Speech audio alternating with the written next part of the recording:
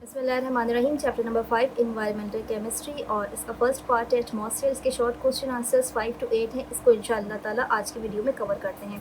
तो सबसे पहले क्वेश्चन नंबर 5 जो है इसमें आपसे पूछा जा रहा है कि list down layers of atmosphere. तो आपको सबसे पहले तो ये पता होना चाहिए कि एटमॉस्फेयर जो है वो क्या चीज़ होती है। तो होता क्या है कि जो हमारा अर्थ होता है इस तरीके से ये राउंड सा सरफेस होता है अर्थ का। तो अर्थ के इर्द गिर्द गैसेस की एक लेयर्स मौजूद होती हैं। इन गैसेस की लेयर्स का काम क्या होता है कि अर्थ को प्रोटेक्ट करती है। इसके साथ साथ सन की जो लाइट होती है इसको ये ट्रैप करती है ताकि अर्थ का जो टेम्परेचर है ये थोड़ा सा मेंटेन रहे। तो जो गैसेस की लेयर्स होती हैं ये क्या कहलाती हैं? एटमॉस्फेयर। तो एक्चुअली ये जो मुख्तलिफ़ किस्म के इसमें टेम्परेचर्स होते हैं और जो इनकी अलग अलग डेंसिटीज़ होती है तो इसके एतबार से ये जो एटमॉस्फेयर है ये 5 पार्ट्स में डिवाइडेड होती है। इसका सबसे पहले आप ये समझ लीजिए कि जो हिस्सा सबसे अर्थ से करीब होगा तो वो फर्स्ट लेयर होगी, वो कहलाएगी ट्रोपोस्फेयर। ठीक है, इसके बारे में कहा जाता है कि ये हमारी अर्थ के सरफेस से तकरीबन 12 किलोमीटर अबव हाइट पर होती है। उसके बाद जो इससे नेक्स्ट लेयर होती है वो कहलाती है स्ट्राटोस्फेयर। ये हमारी अर्थ के सरफेस से तकरीबन ऑलमोस्ट 50 to 55 किलोमीटर हाइट पे होती है। ठीक है, उसके बाद जो थर्ड वन लेयर होती है वो मीजोस्फेयर कहलाती है। उससे नेक्स्ट होती है फोर्थ पर थर्मोस्फेयर और सबसे लास्ट जो हमारे पास लेयर होती है वो कहलाती है एक्सोस्फेयर। तो क्योंकि शॉर्ट क्वेश्चन आंसर है इसमें आपको सिर्फ और सिर्फ लेयर्स के नेम ही डिफाइन करने हैं तो आपको बता देना है कि एटमॉस्फेयर जो इसके 5 पार्ट्स हैं, सबसे जो लोअर मोस्ट पार्ट है जो हमसे सबसे करीब है वो है ट्रोपोस्फेयर और जो सबसे हाइट पर है हमसे सबसे ज़्यादा फार अवे है वो है एक्सोस्फेयर।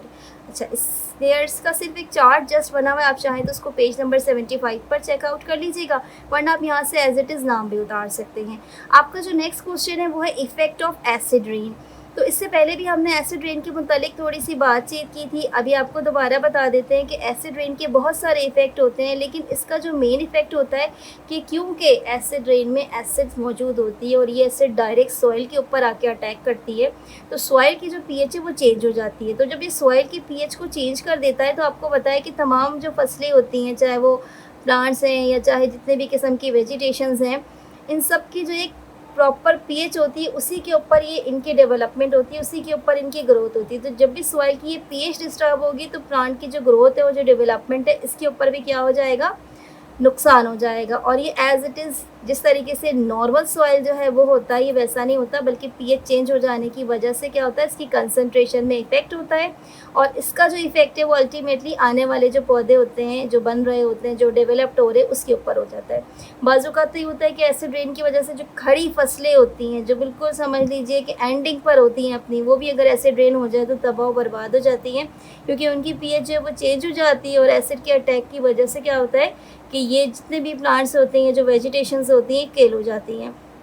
इसका एक दूसरा नुकसान भी होता है। दूसरा नुकसान क्या होता है कि आपको पता है कि जब भी एसिडिक रेन होगी उसमें एसिड की कंसंट्रेशन ज़्यादा होती है तो ये करता क्या है कि हमारे सॉइल में जितने भी हैवी मेटल्स होते हैं ना, जैसे कि फॉर एग्जांपल हैवी मेटल से मेरी क्या मुराद है? लेड है, मरकरी है या इस तरह के जो कंपोनेंट्स है, आर्सेनिक हैं, जो कि टॉक्सिक भी होते हैं, इनकी जो कंसंट्रेशन है ये बढ़ जाती है एसिड रेन की वजह से। अब क्या होता है कि जब ये सॉइल पर गिरता है तो फिर ये अल्टीमेटली लेक में वाटर के साथ जाके ऐड हो जाता है।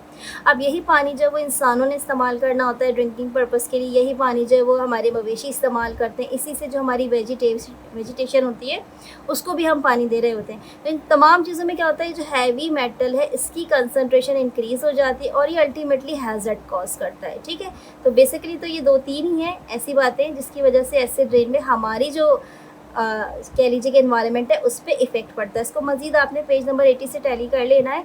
तो इस पर तकरीबन 4 पॉइंट्स बन जाते हैं, क्योंकि शॉर्ट क्वेश्चन है तो आप इन पॉइंट्स को शॉर्ट करके लिखिएगा। ठीक है, अच्छा, जो नेक्स्ट क्वेश्चन है आपके पास ये समझ लीजिए एक किस्म का रीज़न है।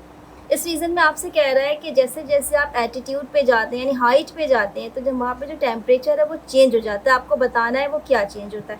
तो देखिए इसको इस तरीके से समझ लीजिए कि फ़र्ज़ कर लीजिए आप सी लेवल पर मौजूद हैं, यानी समंदर के पास मौजूद हैं। तो समंदर पे जो एटमॉस्फेरिक प्रेशर है ये क्या होगा? डिफरेंट होगा। जैसे जैसे आप हाइट पे जाना शुरू कर देते हैं, यानी कि एटीट्यूड पे जाना शुरू कर देते हैं, हाइट पे जाते हैं, तो यहाँ पे जो एटमॉस्फेरिक प्रेशर है वो डिफरेंट होता है। अब एटमॉस्फेरिक प्रेशर डायरेक्टली प्रोपोर्शनल होता है टेम्परेचर के साथ, यानी कि अगर एटमॉस्फेरिक प्रेशर ज़्यादा होगा तो टेम्परेचर भी ज़्यादा होगा, एटमॉस्फेरिक प्रेशर कम होगा तो टेम्परेचर भी कम होगा। ठीक है, तो सी लेवल पर क्या होता है कि एटमॉस्फेरिक प्रेशर जो है ये बहुत ज़्यादा होता है। जैसे जैसे हम एल्टीट्यूड पे जाते हैं तो एटमॉस्फेरिक प्रेशर क्या हो जाता है, कम होना शुरू हो जाता है।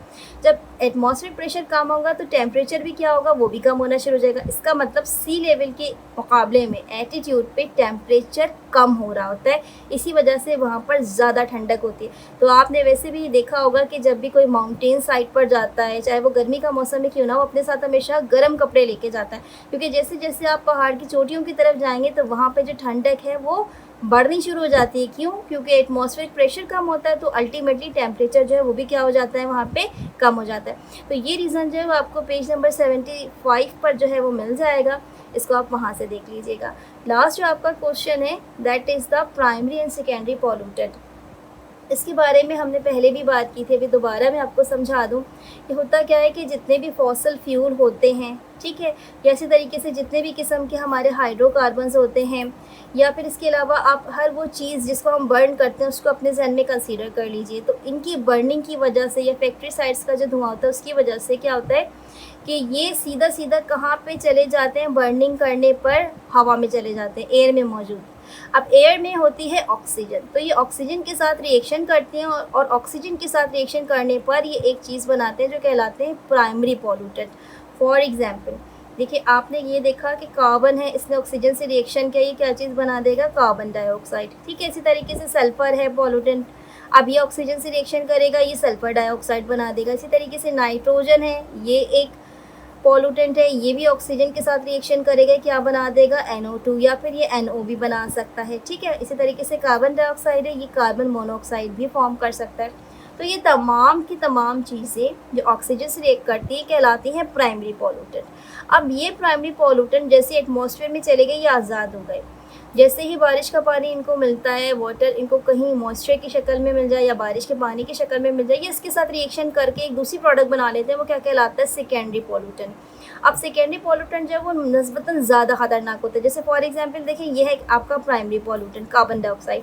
अब इसको जैसे मॉइस्चर मिलेगा, वाटर मिलेगा, ये क्या कर लेगा, कार्बोनिक एसिड बना देगा, H2CO3, ठीक है। इसी तरीके से आपका दूसरा प्राइमरी पॉल्यूटेंट है सल्फर डाइऑक्साइड। अब इसको जैसे ही वाटर मिलेगा, ये इसके साथ रिएक्शन करके क्या चीज़ बना लेगा, या तो H2SO3 बना लेता है या फिर ये H2SO4 भी बना सकता है, ठीक है, दोनों तरह के प्रोडक्ट बना लेता है। इसी तरीके से NO2 है। अब ये NO2 जो है ये जब भी रिएक्शन करेगा, या NO ये भी जब भी रिएक्शन करेगा वाटर के साथ, तो एज अ रिजल्ट ये क्या चीज़ फॉर्म कर लेता है, ये HNO3 यानी नाइट्रिक एसिड बना देता है। तो आप देख रहे हो ये सारे के सारे क्या चीज़ें, ये सारे के सारे हैं एसिड। तो जब भी बारिश होगी ये एसिड ज़मीन पर गिरेंगे और क्या चीज़ कॉज करेंगे, एसिड रेन, इससे सॉइल की pH जो है वो डिस्टर्ब हो जाएगी। तो प्राइमरी पॉल्यूटेंट क्या हुआ, जो इंसानों की गलती से पैदा हुए, ऑक्सीजन से उन्होंने रिएक्शन किया और प्राइमरी पॉल्यूटेंट बना दिया। सेकेंडरी पॉल्यूटेंट क्या है, जिन्होंने फर्दर वाटर से रिएक्शन किया और अपने आप को मॉडिफाइड कर दिया और एक किस्म का एसिड जो है वो प्रोड्यूस कर लिया। तो इसकी मजीद इन्फॉर्मेशन आपको पेज नंबर 77 पे मिल जाएगी, वहाँ से भी आप चेकआउट कर सकते हैं। तो शॉर्ट क्वेश्चन आंसर्स का जो ये सेक्शन था ये आज कंप्लीट हो जाता है। इंशाल्लाह ताला अगली वीडियो में आपसे लॉन्ग क्वेश्चन आंसर्स के साथ मिलेंगे। तब तक अपना बहुत सारा ख्याल रखिएगा। टेक केयर, अल्लाह हाफिज़।